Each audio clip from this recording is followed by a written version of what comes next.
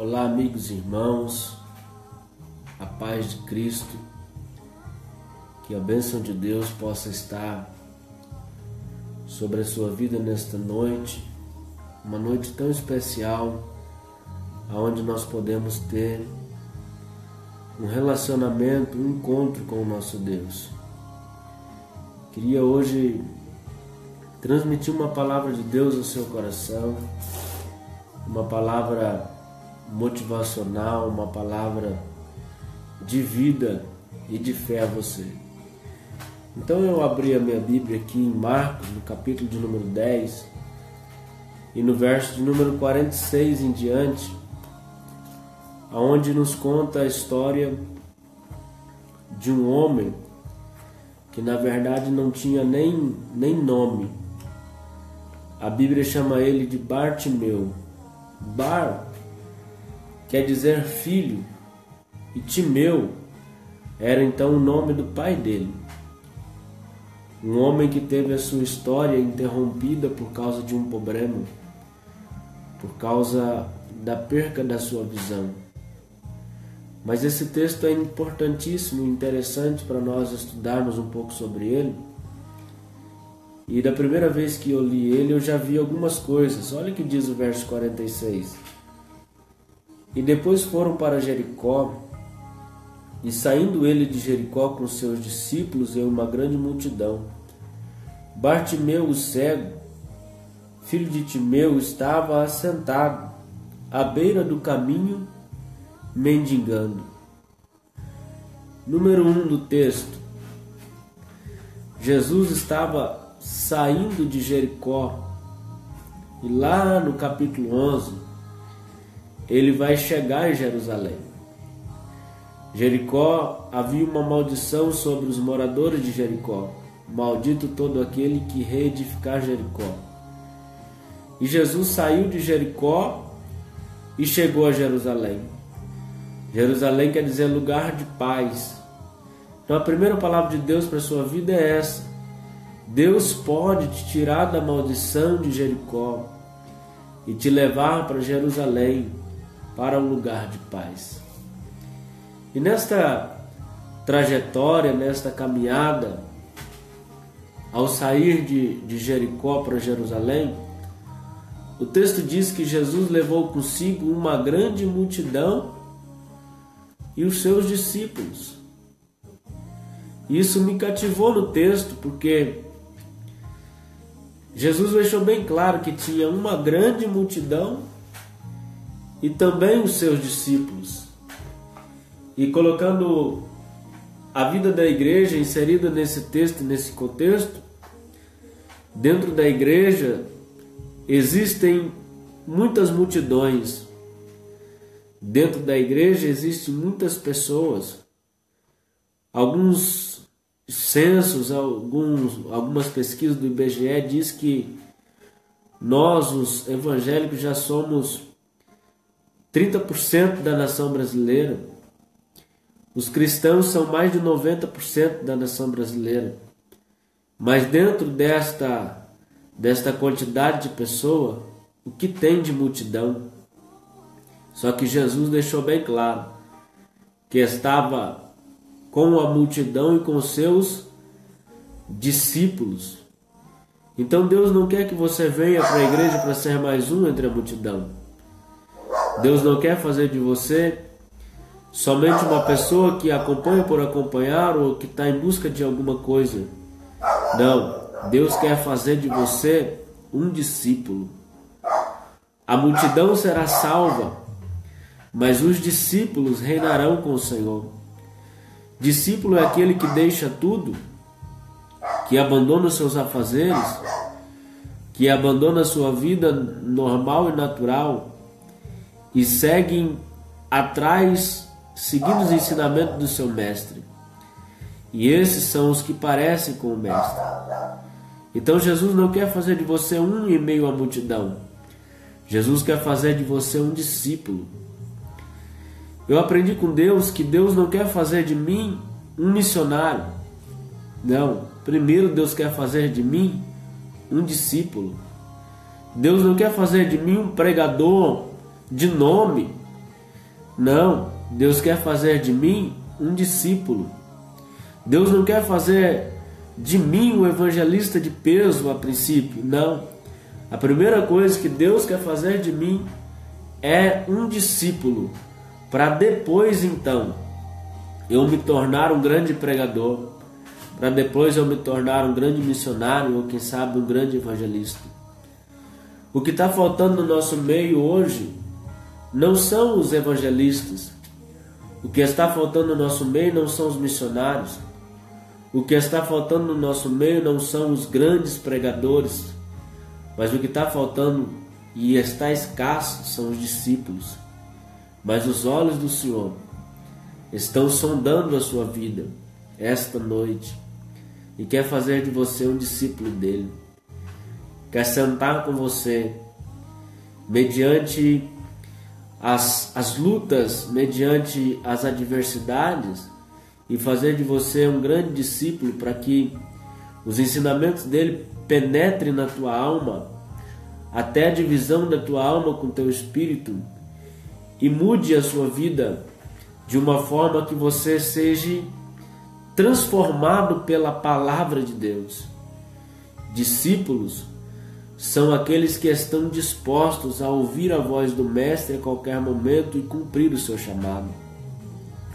Discípulos são aqueles que, mesmo tendo seus problemas e as suas lutas, resolveram, escolheram, decidiram seguir o Mestre. Jesus hoje está olhando para você. Jesus quer fazer de você um discípulo. E o texto continua, e esse texto é lindo, que quando Jesus e a multidão e os discípulos estavam já saindo da cidade, eu acredito que quase na última hora da saída da cidade, eles encontraram um homem cego, que estava sentado à beira do caminho e mendigando. Olha só, a primeira coisa que o texto diz é que ele era cego, ele não tinha visão, e a Bíblia diz que um abismo, infelizmente, acaba atraindo outro abismo, chamando outro abismo. E ele, apesar de ser cego, além de ser cego, ele se assentou e ficou à beira do caminho mendigando. Quem se assenta não tem disposição para fazer nada. Por que isso? Porque quando você perde a sua visão espiritual, automaticamente você é atingido por uma indisponibilidade para fazer a obra de Deus e se assenta. Muitos pastores, líderes, grandes homens de Deus perderam a visão do céu, se embaraçaram com as coisas desta vida. O que aconteceu? Se assentaram. As forças se acabaram. O homem que era de grande oração, de grande busca a Deus, agora ele está assentado pedindo oração, pedindo que alguém ore por ele, porque ele não tem força. Por quê? A visão escureceu. E se a visão escurecer, automaticamente o homem passa a ficar sentado. Detalhe, ele não sentou em qualquer lugar.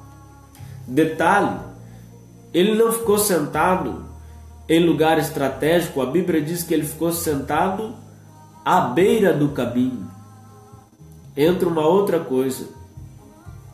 A Bíblia diz que toda semente que cai à beira do caminho, vem o maligno e arrebata do coração, para que a pessoa não creia. Então, quando uma pessoa perde a visão e deixa de trabalhar para Deus, fica assentado, aí ele passa a não crer mais nas coisas. Muita gente recebeu o milagre de Deus. Deus tocou na vida deles. Deus fez coisas grandiosas, mas um dia ele perdeu a visão.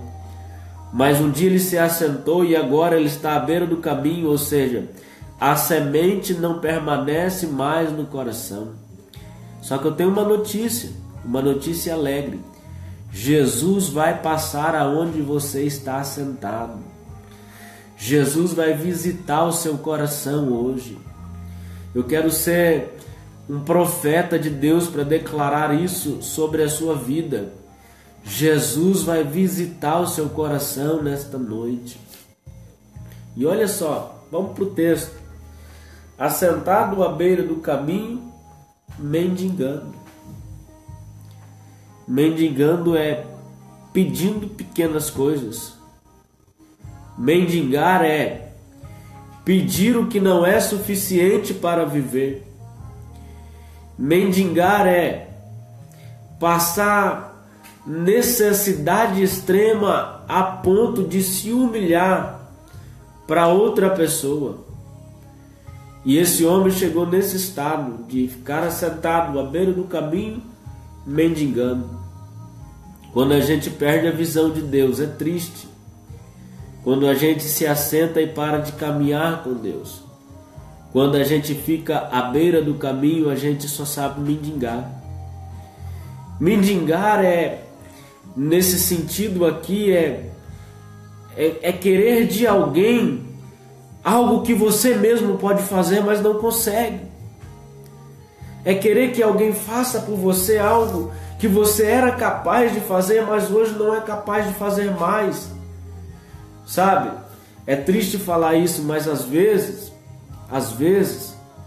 você pode orar a Deus. Você pode clamar a Deus. Mas você está tão afogado com os problemas, com a vida que você está levando, com as dificuldades que você foi se colocando, que você acha que Deus não responde mais a sua oração. Que Deus não responde mais o seu clamor. Que Deus não fala mais com você. Aí você fica, ora por mim. Ora por mim. Ora por mim. Me coloca na mão de Deus. Sim, é uma responsabilidade nossa colocar você ou vocês na mão de Deus, mas eu quero declarar uma palavra. Você também tem liberdade para entrar na sala do trono. Você mesmo estando nessa situação que você está, você pode orar a Deus. Deus vai responder o seu clamor. É necessário somente se humilhar para a pessoa certa, não para os homens, mas para o Deus dos homens. Acertar a vida com Deus. Falar, Senhor, eu perdi a visão, eu estou parado.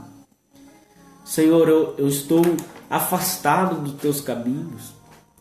Eu estou afastado da tua presença, mas me renova, porque desta maneira que eu estou, não dá mais para viver. Aquele cego tinha uma esperança, porque o filho de Davi estava passando lá. E quando ele passou lá, ele não perdeu tempo. Ele gritou bem alto, filho de Davi, tem misericórdia de mim. A Bíblia diz que a multidão fazia com que ele se calasse, mas cada vez ele gritava mais alto, filho de Davi, tem misericórdia de mim. Filho de Davi, tem misericórdia de mim. Ei, você que está aí perecendo, e esse vídeo chegou até você, há um Deus no céu que tem misericórdia da tua vida e quer te salvar, quer te transformar, quer mudar a sua história, quer mudar o seu cativeiro, mas por favor, hoje clame por Ele. Talvez você fique envergonhado porque alguém está do teu lado quando você está ouvindo esse vídeo, assistindo esse vídeo, mas fecha a porta do teu quarto hoje, antes de dormir, clame, filho de Davi, tem misericórdia de mim. Talvez você está numa vida que você não tem felicidade nela. Talvez você está numa vida que as coisas só têm trazido tristeza e decepção para você. Mas você pode fechar a porta do teu quarto hoje e pedir isso. Filho de Davi, tem misericórdia de mim. O grito daquele cego chamou a atenção de Jesus. O grito daquele cego chamou tamanha atenção de Jesus, que a Bíblia diz que Jesus parou. Imagina, irmão, a multidão querendo chegar em Jerusalém. E de repente Jesus para. O que está acontecendo? Qual é o problema? Por que ele parou? O que está acontecendo? Qual é o problema? Por que Jesus parou? Paz, Michele, Deus abençoe. Jesus parou para atender o pedido de um cego. Jesus parou para atender o clamor de alguém que estava necessitado. E esse cego logo virou notícia entre a multidão. Olha lá, é o cego. É o filho de Timeu, é Bartimeu que está ali. E de repente Jesus tem uma atitude e fala assim: chama ele. Chama o cego. Chama o cego que está sentado à beira do caminho mendigando. Chama ele. Ele chamou 2 discípulos e os discípulos foram até aquele cego para chamar ele. Talvez você não está entendendo a história, mas eu quero dizer isso para você. Você que é um discípulo de Deus, Ele está te chamando hoje de canto, está falando: filho, existem cegos por aí. Filho, existem pessoas com problemas por aí. Vá chamar eles. Eu parei para atendê-los. Diz para o mundo, diz para a minha igreja que eu não vim para quem está são. Eu vim para os enfermos. Eu vim para quem tem pecado. Eu não vim para os santos. Não, eu vim para quem tem pecados. Eu vim para salvar o homicida. Eu vim para livrar o homicida. Eu vim para dar vida para um drogado. Eu vim para morrer na cruz por alguém que não tinha salvação por si próprio. Mas eu entreguei a minha vida por eles. Então chame eles. Chame eles. Eu quero declarar que nesta cidade de Santa Mariana nós vamos chamar os cegos.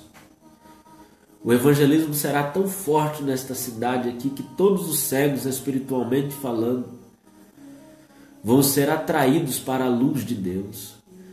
Eu quero declarar que Santa Mariana toda vai ouvir falar do nome do Senhor, não só aqui, mas também nas cidades vizinhas, Jacarezinho, Cambará, Bandeirantes, Andirá, Cornélio Procópio, Londrina.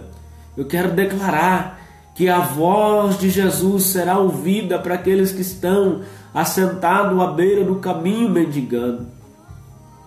Quando chamaram o cego, é lindo isso. O próprio cego tirou a capa. A capa era o utensílio que ele usava para pedir. Creiton Roger, Deus abençoe. Angélica Ferreira, Deus abençoe. A capa era o que ele usava para pedir a sua esmola, para mendigar. A capa era o que escondia o rosto dele, para que quando alguém passasse, ele abaixasse a cabeça e pedia uma esmola. Mas ele mesmo retirou a capa dele. Essa capa representa o pecado. Quando Jesus de fato nos chamar, quando Jesus de fato mandar alguém atrás de nós, não vai ser preciso falar para ele mudar de vida, transformar a vida, não. Se uma pessoa de fato ouvir Jesus falando com ela deixa a capa de lado. Se uma pessoa entender de fato o amor de Deus para com ela, que mesmo ela estando cega, esse Deus chama ela, de fato, ela mesma vai largar as suas capas. Nós estamos preocupados William Gazella, muito com a capa. Nós estamos preocupados muito com como a pessoa está.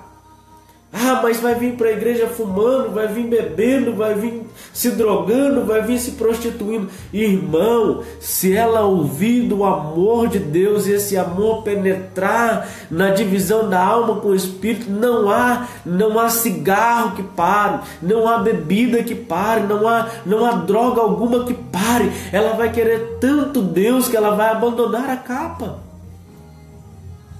Ela vai abandonar a capa. Lá fora nós precisamos pregar o evangelho da salvação. Agora, dentro da igreja as coisas mudam. Aí dentro da igreja nós precisamos pregar o reino. Mas lá fora é o evangelho da salvação. Porque é o amor de Deus que vai constranger a pessoa a mudar de vida. Quando um dos discípulos chegaram até aquele cego, falou: ó, Jesus te chama. Ele não esperou mais nada. Ele deixou a capa e foi. Agora, não sei se alguém ajudou ele a levantar. Não sei se alguém pegou na mão dele, levou ele até onde Jesus estava. Não sei. Não sei se ele mesmo foi trilhando o rumo pela voz de Jesus e criando o caminho. Não sei. Só sei que ele deu um jeito e levantou e foi ter até Jesus. E quando ele foi ter até Jesus, Jesus falou para ele assim: olha, a tua fé te salvou. A tua fé te salvou. Que interessante. O homem cego, com problemas, e Jesus falando de salvação. O homem com uma dificuldade grande que estava cego no momento, chegou até Jesus e Jesus só tinha uma palavra: salvação. A tua fé te salvou. Quando Jesus libera esta palavra para ele, e ele crê nesta palavra, a palavra da salvação, o corpo dele, eu sinto a presença de Deus para falar isso para você. Quando ele ouviu a palavra de salvação, a tua fé te salvou, essa palavra entrou dentro dele.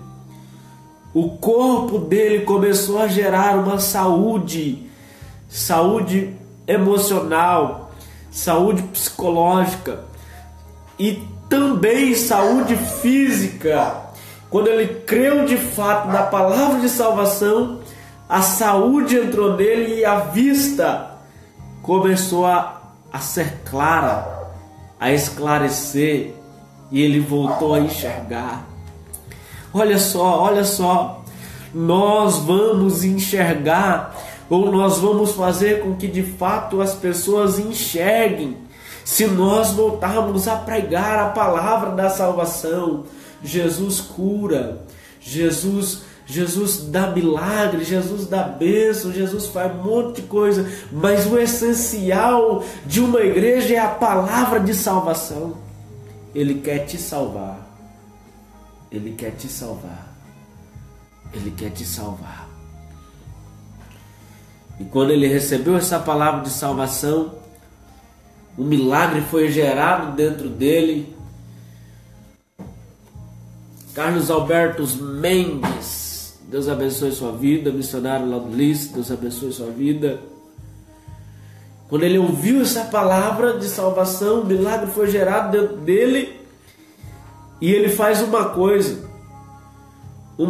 que eu aconselho a todos.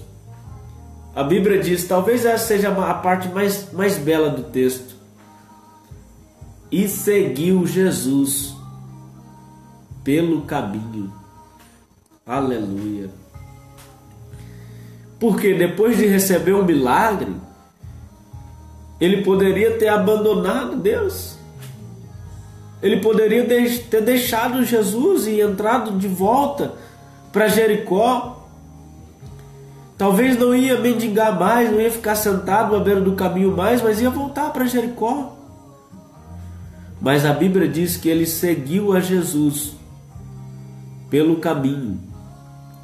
E sabe até onde ele foi? Como eu disse no começo, Jerusalém, lugar de paz.